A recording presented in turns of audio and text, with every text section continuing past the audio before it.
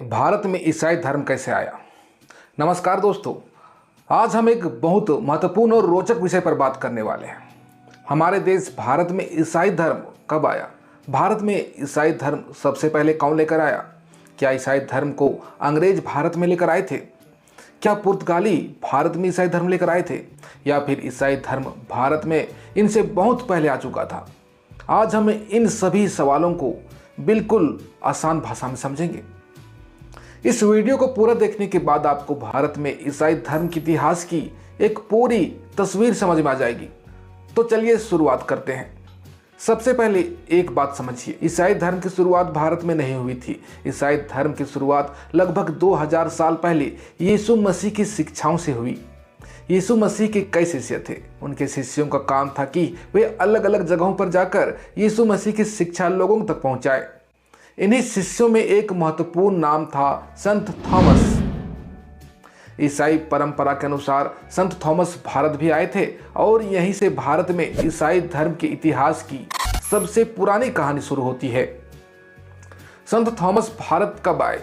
ईसाई परंपरा के अनुसार संत थॉमस लगभग 52 ईस्वी में भारत आए थे। अब ध्यान से समझिए, 52 ईस्वी का मतलब है आज से लगभग 2000 साल पहले। उस समय ना भारत में अंग्रेजों का शासन था, ना पुर्तगालियों का शासन था, और ना ही भारत में यूरोप की कोई बड़ी राजनीतिक शक्ति मौजूद थी।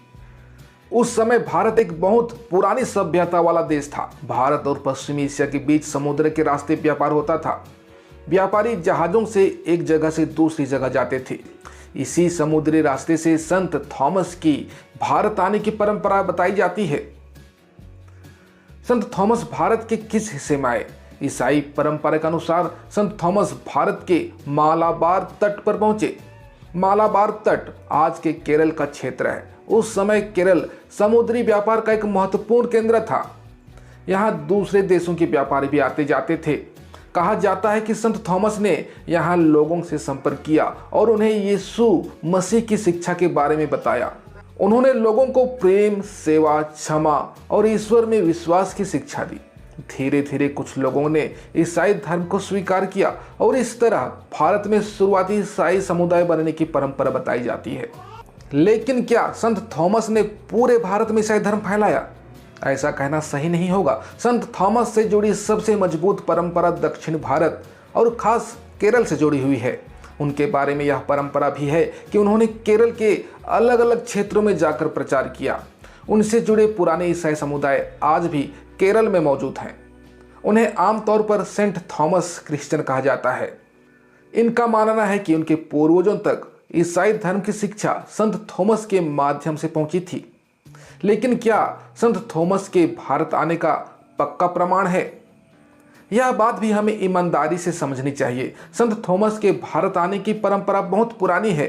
केरल के ईसाई समुदायों में यह परंपरा सदियों से चली आ रही है। लेकिन 52 ईस्वी में संत थॉमस भारत आए थे, इसका उस समय का कोई प्रत्यक्ष दस्तावेज हमारे पास नहीं है।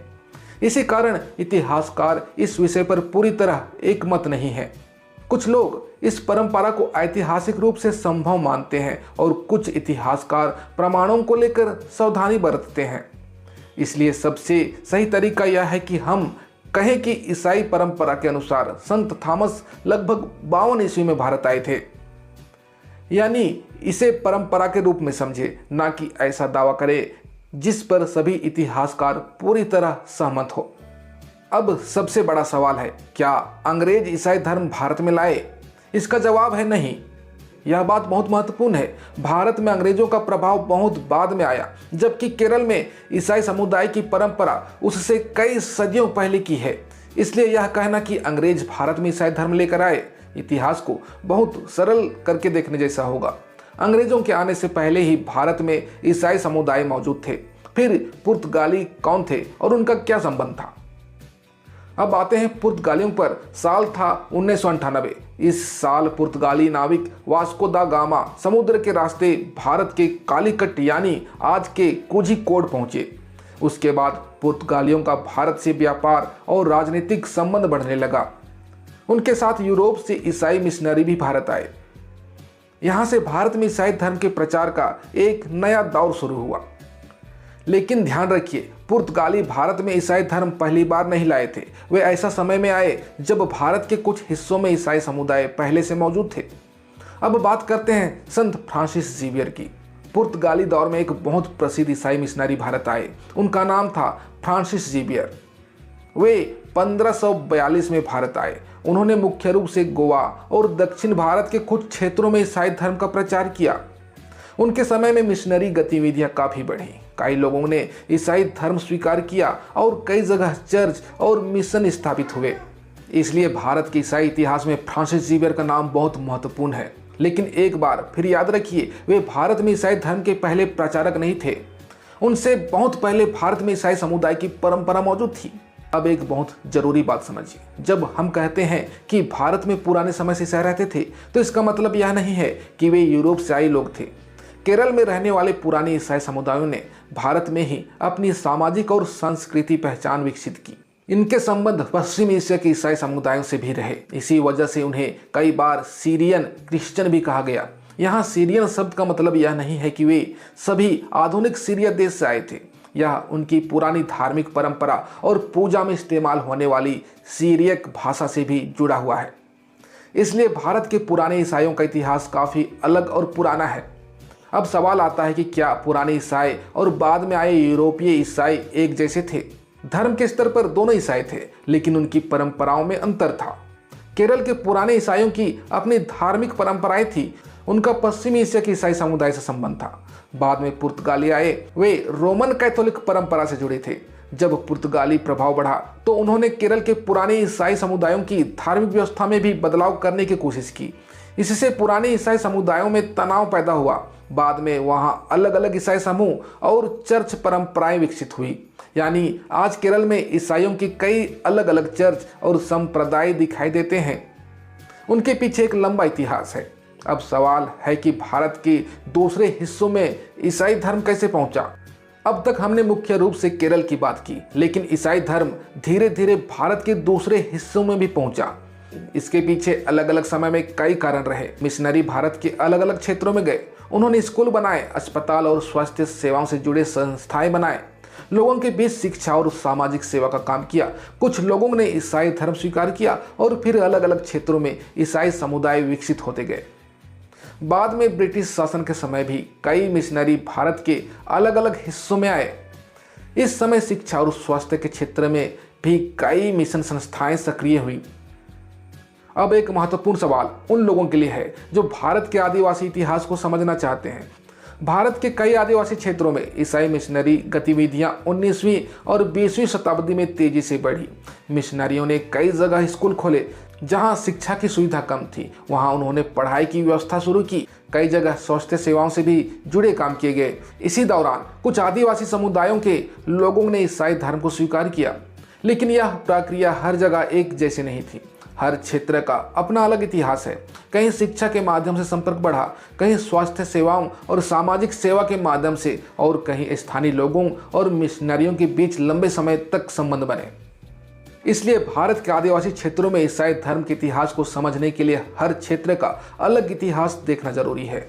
तो आखिर भारत में ईसाई धर्म की शुरुआत किससे मानी जाती है? अगर हम ईसाई परंपरा की बात करें तो भारत में ईसाई धर्म के शुरुआती प्रचारक के रूप में संत थॉमस का नाम सबसे प्रमुख है। उनका भारत आना लगभग 52 ईस्वी माना जाता है और उनकी परंपरा सबसे ज्यादा केरल से जुड़ी हुई है। इसके बाद भारत में ईसाई समुदाय सदियों तक मौजूद रहे। फिर लगभग 1500 के आसपास पुर्तगाली भारत पहुंचे। उनके साथ कैथोलिक मिशनरियों का प्रभाव बढ़ा। 1542 में फ्रांसिस जेवियर भारत आए। इसके बाद ईसाई मिशन का विस्तार और तेज हुआ। बाद में ब्रिटिश शासन के दौरान भी अलग अलग मिशनरी भारत के कई हिस्सों में पहुंचे। उन्होंने शिक्षा, स्वास्थ्य और सामाजिक सेवा के क्षेत्र में काम किया और इस तरह धीरे धीरे भारत के अलग अलग हिस्सों में ईसाई समुदाय विकसित हुए।